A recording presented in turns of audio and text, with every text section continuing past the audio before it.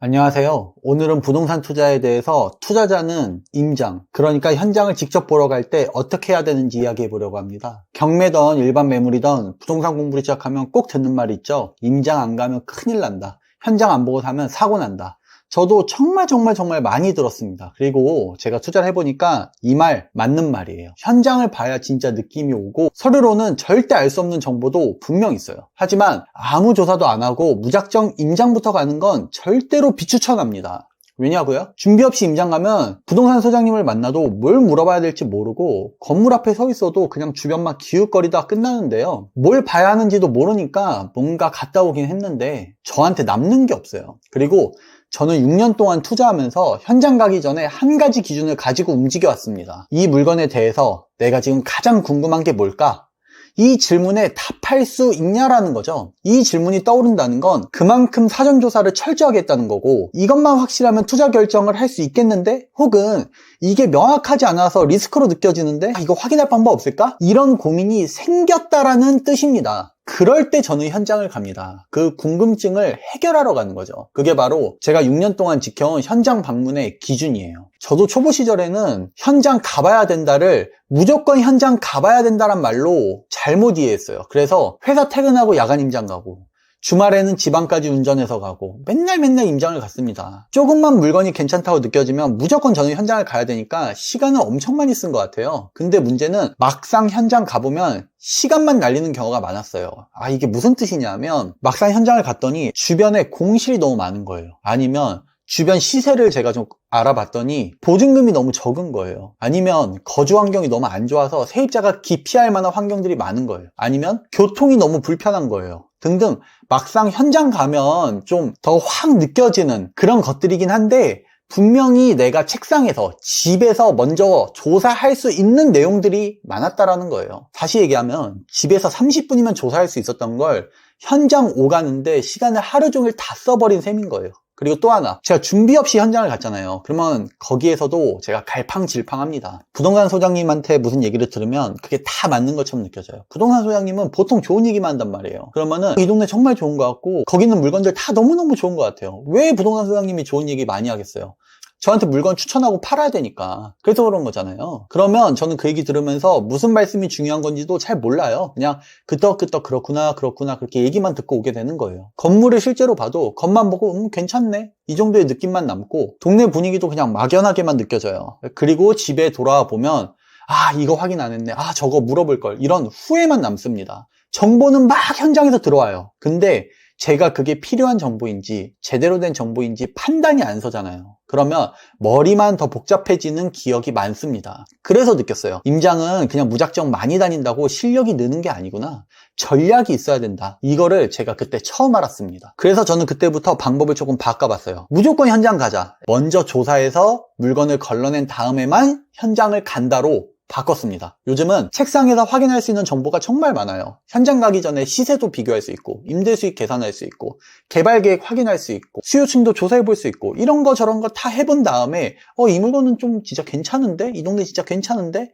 이런 물건만 임장 리스트에 넣습니다. 그래야 시간 대비 효율도 나오고 현장 가서도 내가 제대로 된 판단을 할 수 있어요. 저는 지금도 이렇게 생각합니다. 임장은 무조건 해야 되는 게 아니라 할 만한 물건에만 해야 되는 거라고요. 그럼 제가 임장 가기 전에 아주 기본적으로 확인하는 정보부터 말씀드려 볼게요. 이 정보만 오케이 되면 모든 게 다 통과된다라는 게 아닙니다. 최소한 이 정도는 체크하고 임장 가야 된다, 현장 가야 된다를 말씀드리는 거예요. 먼저 주변의 원룸 시세를 확인을 해요. 보증금이랑 월세가 평균적으로 얼마 정도 있는지 확인하는 거죠. 두 번째로 교통 입지를 확인하죠. 지하철역, 버스 정류장이 있는지 확인합니다. 세 번째로 생활 편의시설입니다. 주변에 초등학교, 중학교, 고등학교 이런 학교들, 또 편의점, 병원, 또 학원가, 상권 이런 것들이 편하게 내 물건에서 접근 가능한지 보는 거죠. 주변에 있는지 보는 거예요. 네 번째로는 특수한 수요층이 있는지 보는 겁니다. 대학가나 산업단지 수요가 있다면 좀 더 내가 그 물건을 운영할 때 수월하겠죠.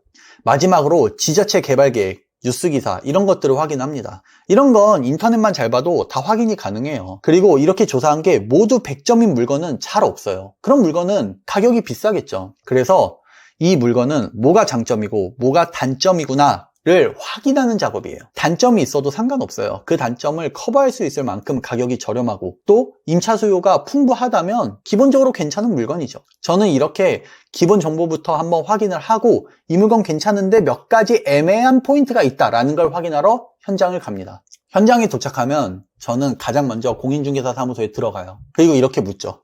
이 동네에 원룸 공실 많이 없나요? 월세 잘 나가나요? 이 건물 인수하면 전월세 얼마에 맞출 수 있을 것 같으세요? 요즘 세입자는 대학생이 많아요? 직장인이 많아요? 아니면 뭐 또 다른 수요층이 있나요? 보통 공실이 나면 다시 채워지기까지 어느 정도 걸리나요? 이런 질문들은 임장 조사하기 전에 내가 스스로 조사했기 때문에 기준을 제가 가지고 있는 거고요. 그래서 부동산 소장님이 저한테 이야기를 하면 내가 조사한 거랑 맞는지 틀리는지 비교할 수 있는 거예요. 준비 없이 가잖아요? 이런 질문도 못해요. 그리고 이런 류의 대화를 하다 보면 이 건물에 대한, 그러니까 내가 사고자 하는 건물에 대한 히스토리를 아는 소장님들도 있어요.